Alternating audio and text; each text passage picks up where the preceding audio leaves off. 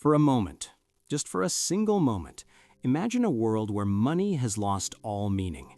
Picture a level of wealth so obscene that counting it became impossible. It could only be calculated by weighing it on scales. Imagine a cash flow so torrentious that the empire's accountants had to spend $2,500 every single month just on rubber bands to hold the stacks of bills together. This is the beating heart of Colombia's underworld.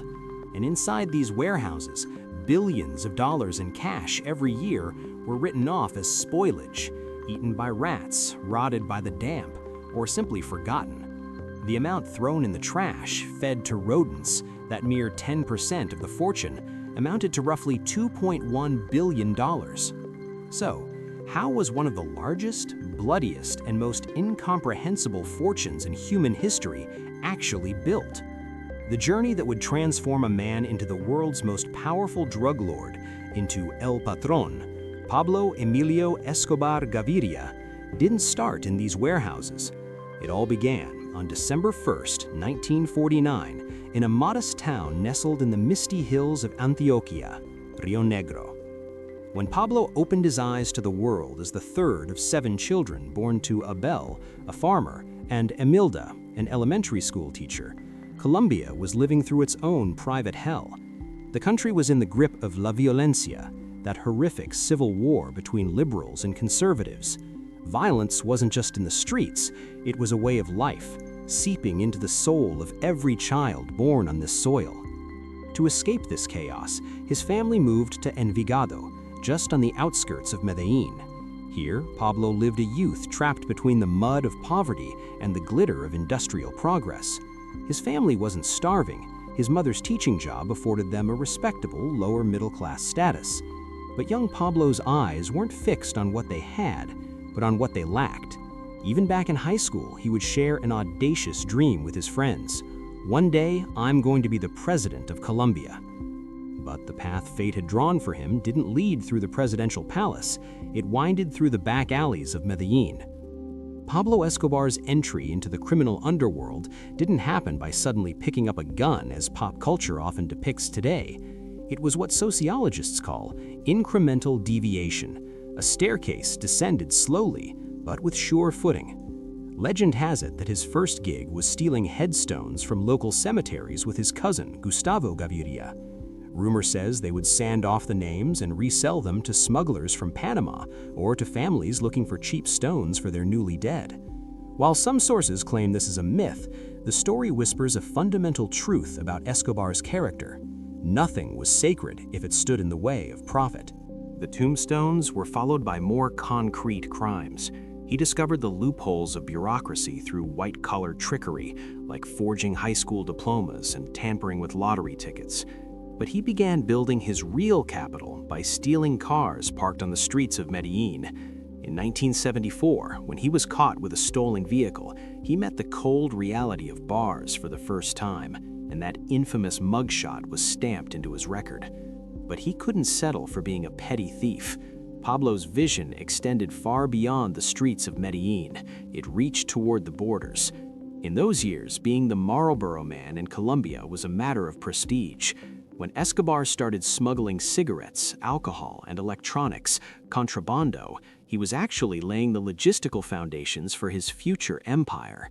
How to bribe customs officers, how to conceal shipping routes, and how to get the load to its destination at any cost. He learned it all during this era, hauling cartons of cigarettes.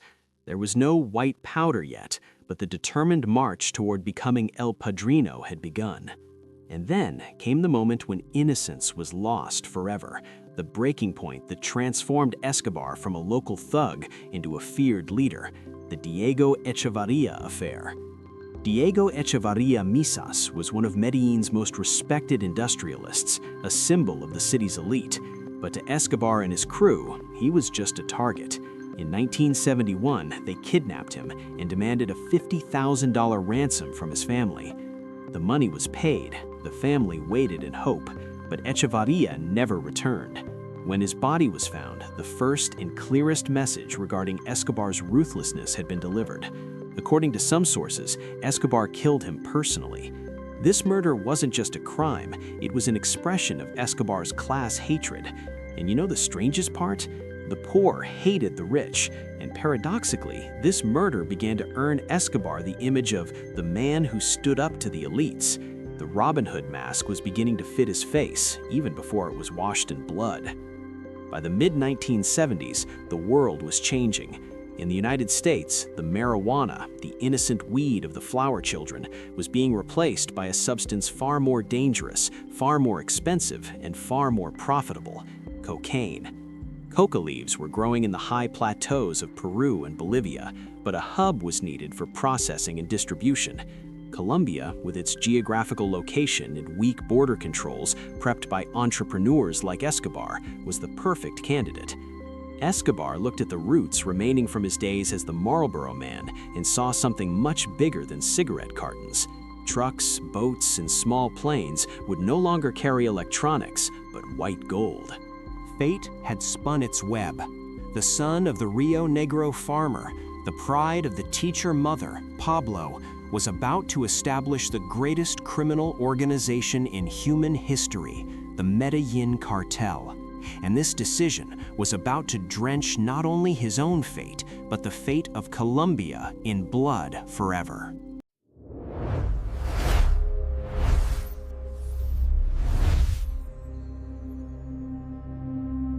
Pablo Escobar was intelligent, yes, but he was also cunning enough to know that he couldn't conquer the world alone. If he was going to transform cocaine into a global industry, he didn't need street thugs, he needed partners.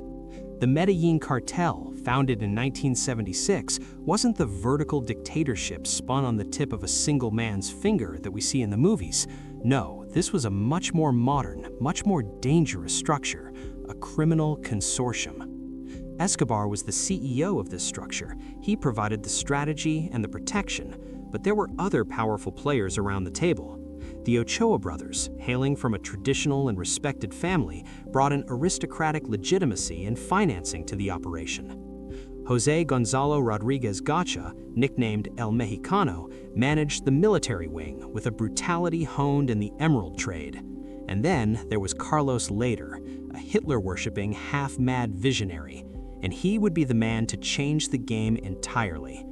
Until that day, drugs were trafficked gram by gram, hidden in tourists' suitcases or swallowed in their stomachs, but Lader asked Pablo a simple question: why aren't we flying it in? Lader bought a slice of paradise in the Bahamas, just 200 miles off the Florida coast, Norman's Cay. This was no longer a vacation resort, it was cocaine's gateway to the world. A 1-kilometer airstrip was paved on the island, massive industrial refrigeration units were installed, and specific flight paths were even plotted to fly under the radar. The result? A logistical revolution. Shipments that started with small Cessna planes soon upgraded to jets. The cartel was no longer pushing kilos into America, they were pushing tons. By the mid-1980s, 80% of the cocaine entering the US bore the stamp of the Medellin cartel. The money taps weren't just turned on, they had exploded. Wealth. Words fall short when trying to describe the level Escobar reached. We're talking about an organization raking in over $60 million a day. Cash was flowing in so fast, there was physically nowhere to stash it. 10% of the money in the warehouses, billions of dollars, was eaten by rats or rotted by dampness every year, and Escobar just shrugged it off as the cost of doing business. He had to spend this money somewhere, or rather put it on display. In the heart of Antioquia, on a 7,000-acre plot of land, he built Hacienda Nápoles. This wasn't a home, it was a monument of stone and soil dedicated to Escobar's ego. Mounted above the entrance gate was the very first small Piper plane he used for a cocaine shipment. Inside, there were artificial lakes, a bullfighting arena, a Formula One track, and even a zoo. Yes, you heard that right. Elephants and giraffes flown in on private jets from Africa, and hippopotamuses that still disrupt Colombia's ecological balance today were grazing in Escobar's backyard. But Pablo didn't just want money. He wanted to be loved. He wanted to be worshipped. To win the hearts of Medellin's poor, the paisas, Escobar launched a massive social engineering project, Medellin Sin Tugurios, or Medellin Without Slums. He built over 1,000 homes for people living in trash heaps, people the state had ignored for years. He built over 70 soccer fields so the youth would play ball instead of selling drugs. In the eyes of the public, he wasn't a drug lord. He was the Colombian Robin Hood, stealing from the corrupt oligarchy and giving to the poor. When Don Pablo arrived in the neighborhoods, life stopped. People trampled each other just to touch him. This love didn't just provide Escobar with spiritual satisfaction, it also granted him a live-in intelligence shield and thousands of loyal soldiers in neighborhoods where the police dared not enter. However, hubris is an insidious poison that brings down even the greatest empires. Drunk on the love of the people, Escobar chased an impossible dream: politics. His ultimate goal was immunity and the chance to run the country. In 1982, when he was elected as an alternate member to the House of Representatives on the Liberal Party list, he thought he had declared victory. When he walked into the Congress building, among those elites and ties, he thought he was one of them. But Colombia's old, deep-rooted aristocracy was never going to accept this nouveau riche billionaire who reeked of cocaine. The domino tile that prepared Escobar's end was pushed by a minister of justice known for his integrity, Rodrigo Lara Bonilla. Lara Bonilla screamed the truth right into Escobar's face from the podium of the assembly. He exposed him to the entire nation, not as a philanthropist, but as a criminal with blood on his hands, revealing his past drug arrests and dirty connections. The newspaper El Espectador poured gasoline on the fire by splashing these allegations across their headlines. Escobar was cornered. His immunity was stripped, he was forced to resign, and he was expelled from Congress, humiliated in front of the public. That day, as he walked out of the assembly doors, the expression on Escobar's face was no longer that of the smiling Robin Hood. It was the expression of a monster whose pride had been shattered, whose honor had been trampled. The political path was closed. Peaceful avenues were exhausted. Pablo Escobar made a promise to himself that day. If they wouldn't respect him, they would fear him. And the Colombian state was about to pay a very, very heavy price for humiliating a minister in parliament. The war was beginning.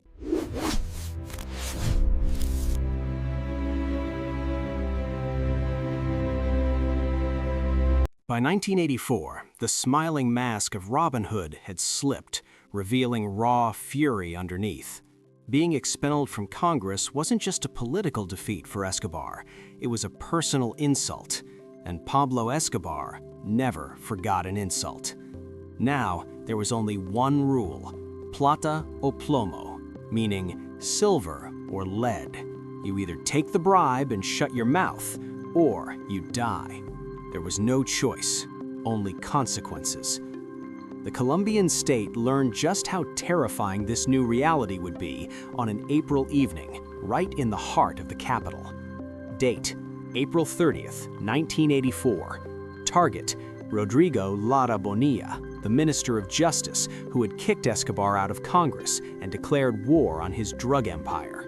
When the minister's car got stuck in Bogotá traffic, Escobar's sicarios, his motorcycle hitmen, pulled up alongside.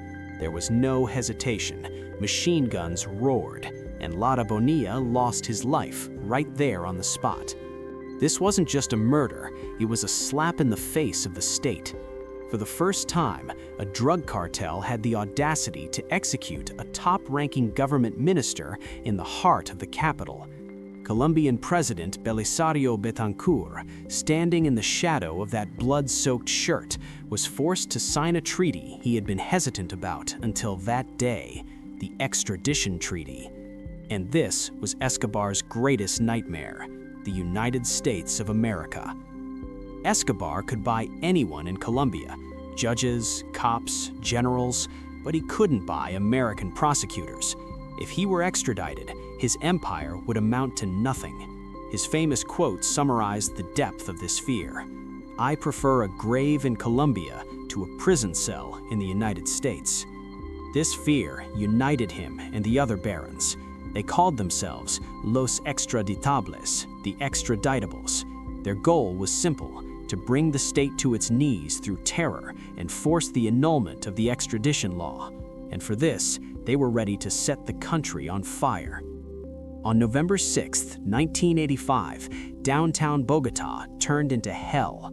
the leftist guerrilla group M19 stormed the Palace of Justice, taking Supreme Court judges hostage. The army responded with tanks, and the building was engulfed in flames. When the smoke cleared, over 100 people lay dead, including the president of the Supreme Court. Witness testimonies and allegations that surfaced years later pointed to Escobar's finger on the trigger of this chaos. Allegedly, Escobar had paid M19 $2 million for this raid. Why? Because that building housed the constitutional files regarding extradition, and when the fire was extinguished, every single one of those files had turned to ash.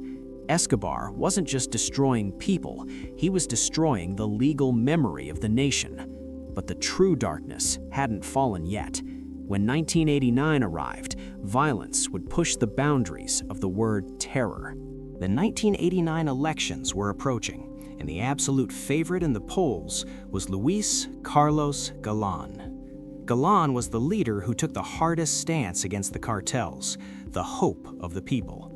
To Escobar, he was a living threat.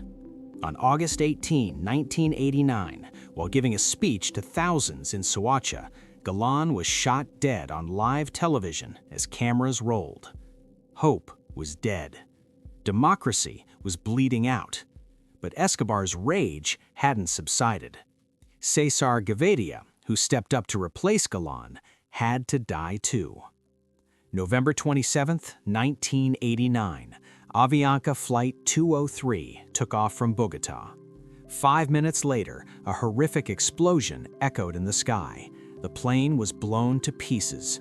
All 107 passengers and crew on board, plus 3 people on the ground hit by falling debris, lost their lives.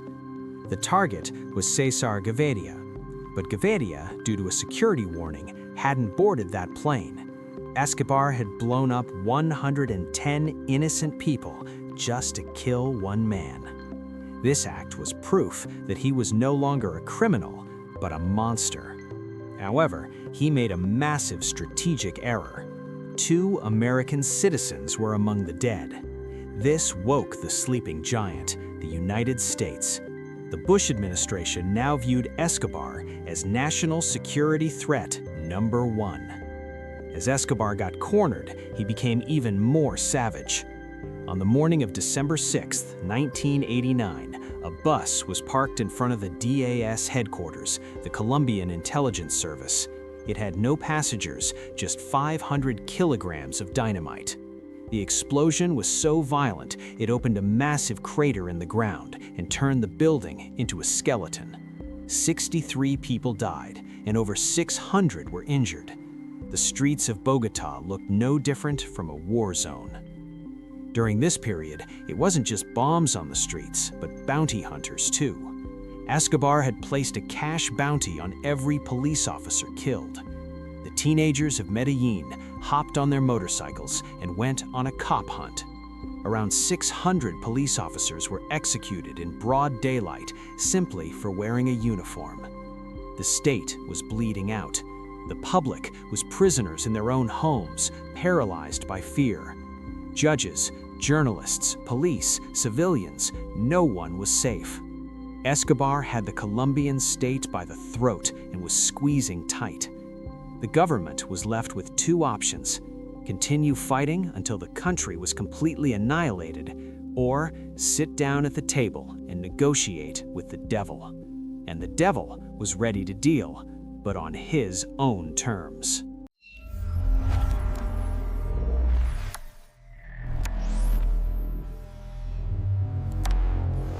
The state was on its knees.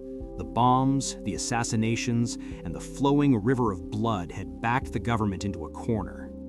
In 1991, the Colombian Constituent Assembly made a historic decision and ratified a new constitution. The most critical article of this document read as if it had been penned by Escobar himself.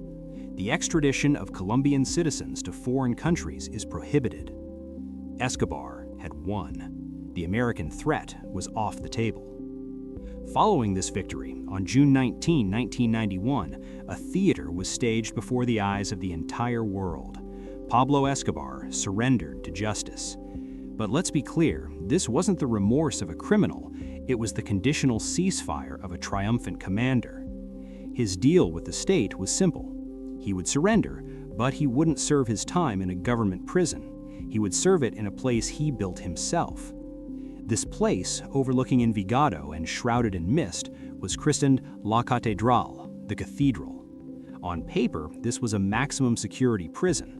In reality, it was Escobar's private estate, a resort, a sanctuary. It was the strangest prison history had ever seen. There were guards inside, yes, but every single one of them was hand-picked by Escobar, their salaries paid by the cartel. Behind those walls, life was far more luxurious than it was on the outside. There was a soccer field, a fully equipped discotheque, a bar, a sauna, a jacuzzi, and even an artificial waterfall. This wasn't a penitentiary, it was Hotel Escobar. Massive parties were thrown on weekends. Trucks loaded with food, booze, and women would just waltz through the security gates without a second glance. World-famous soccer players would come up to play matches with Escobar and party until dawn. But most importantly, it was Escobar's office.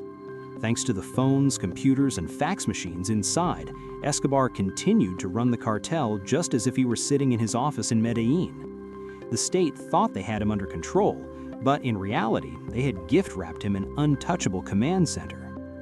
However, being confined within four walls, no matter how luxurious, fed the darkness in Escobar's mind. Paranoia began to set in. The fear of losing control of the operations on the outside was holding him captive. Could the other members of the cartel be turning things to their advantage while El Patron was inside? This suspicion morphed into the horrific mistake that would spell the end of the cartel. Escobar suspected two of his most loyal partners, Fernando Galeano and Gerardo Moncada, of stealing from him. Allegedly, millions of dollars were missing from a stash house. Escobar summoned these two men to La Catedral for a meeting. Galeano and Moncada thought they were coming to settle accounts with the boss. In reality, they were walking to their own execution. Inside the prison, the very place that was supposed to be under state surveillance, Escobar gave the order to his men. The two cartel barons were tortured right there inside La Catedral. Their pleas, their oaths of loyalty, did nothing to quell Escobar's rage. They were brutally murdered. Their bodies were dismembered and incinerated on the prison grounds. This event went beyond even the unwritten rules of the underworld. By killing his own partners, his brothers, Escobar had violated a sacred boundary. These murders severed the bonds of loyalty. The other barons on the outside now knew one thing for certain. As long as Escobar was alive, none of them were safe. When the government learned of the savagery that took place inside La Catedral, they could no longer keep this charade going. Murder inside a prison was the final straw. President Cesar Gaviria ordered Escobar's transfer to a real military prison. On the night of July 22, 1992, army units surrounded La Catedral. Their objective was to seize Escobar and take him to Bogota. But Escobar had already received a tip-off. He was always one step ahead. As the soldiers tried to breach the main gate, Escobar and his men slipped out through a secret wall in the back, vanishing into the forest with the help of the mist and the darkness of the night. When morning broke, the world woke up to a shocking headline. Pablo Escobar had escaped. He had abandoned the gilded cage he built for himself and returned to where he belonged, the darkness. But this time, things were different. He was no longer an untouchable emperor. He was a fugitive hunted by the state and a target hated by his own partners. The era of Hotel Escobar was over. Now, the greatest manhunt in history was beginning. And in this hunt, the hunters wouldn't just be the police. Everyone Escobar had ever hurt was lining up for revenge.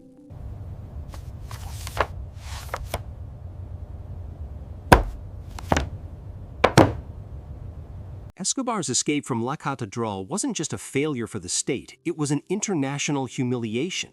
But this time, the rules of the game had changed. Escobar was no longer an emperor sitting on a luxurious throne inside his own prison. He was a fugitive feeling the cold steel of a gun barrel against his neck at every moment. The president of Colombia formed a special unit for a single mission, the Bloque de Búsqueda, the search block.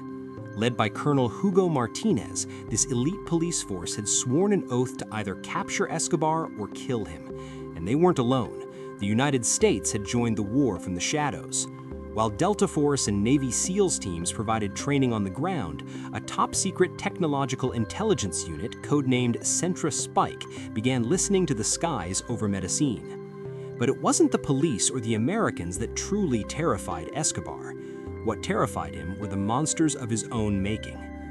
In 1993, a mysterious organization appeared on the streets of Medellin, Los Pepes, perseguidos por Pablo Escobar, people persecuted by Pablo Escobar.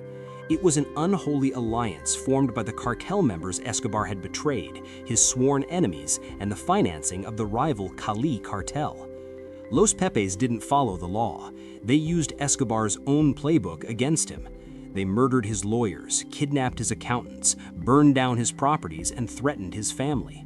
This dirty war brutally stripped away Escobar's protective circle, layer by layer. Although official reports denied it, declassified CIA documents and witnesses would later confirm that the Colombian police shared intelligence with these death squads to finish Escobar. The emperor had no clothes, and he was about to be hit in his weakest spot, his family. Escobar tried to send his family to safety in Germany, but their plane was turned back at Frankfurt. When his family returned to Bogota, they were held hostage by the government in a hotel. Pablo was desperate. The wealthiest criminal in the world was powerless to protect his wife and children. This desperation forced him into a fatal error. Date, December 1st, 1993. Pablo Escobar was celebrating his 44th birthday. He had only one bodyguard left by his side. This bittersweet birthday, celebrated with cake, wine, and marijuana, would be his last. The next day, December 2nd, 1993, Pablo called his son, Juan Pablo. He just wanted to talk to him, to hear his voice, but the conversation dragged on. This was a mistake he would normally never make. The search block and Centra Spike locked onto the signal using radio triangulation technology. The address was confirmed: Medellin, the Los Olivos neighborhood, a middle-class, ordinary house. When the soldiers smashed through the door, Pablo and his loyal bodyguard, El Limon, tried to flee. They scrambled out the window onto the roof, a final run over the clay tiles under the Medellin sun. The firefight was short. Pablo Escobar collapsed, struck by bullets in his leg, his back, and finally, behind his ear. The most feared man in the world died barefoot and bloodied on a rooftop. However, the manner of his death brought with it a mystery that persists even today. The official report stated that the police shot him, but his son and his family argue a different truth, that Pablo committed suicide with a point-blank shot to the ear because he had always said, "I prefer a grave in Colombia to a prison cell in the United States." His son, Sebastian, has repeatedly stated that his father told him he would kill himself rather than be taken alive. Perhaps Pablo Escobar wanted to have the final word himself. That photo, taken immediately after his death, the police officers smiling and posing like trophy hunters over his corpse, that frame was the most striking, savage proof that an era had ended. Pablo died, but did it end? 25,000 people attended his funeral. To some, a monster had died. To others, Robin Hood. The Medellin cartel collapsed, but the drug trade didn't end. Escobar was replaced by Don Berna in the Oficina de Envigado, who had helped bring about his death. The violence changed shape. It became quieter, more corporate, but it never disappeared. Escobar's family was forced to change their names. They went into exile in Argentina. His son, Juan Pablo, took the name Sebastian Marroquin and chose a life where he apologized to the victims for his father's sins. Today, Medellin is a modern and innovative city, but the ghost of the past still roams the streets. On one side, the pain of the victims. On the other, the narco-tourism industry, driven by tourists flocking to the city out of curiosity for Escobar's life. In the barrio Pablo Escobar, his pictures still hang on the walls. The story of Pablo Escobar is not just a tale of a criminal's rise and fall. It is the story of how the vacuum left by the state is filled with blood and money, and how one man's unchecked ambition can drag a country to the edge of the abyss. His legacy wasn't the billions of dollars or the luxury mansions. His legacy were thousands of graves, broken families, and that ruthless rule etched in the memory of a nation. Plata o Plomo.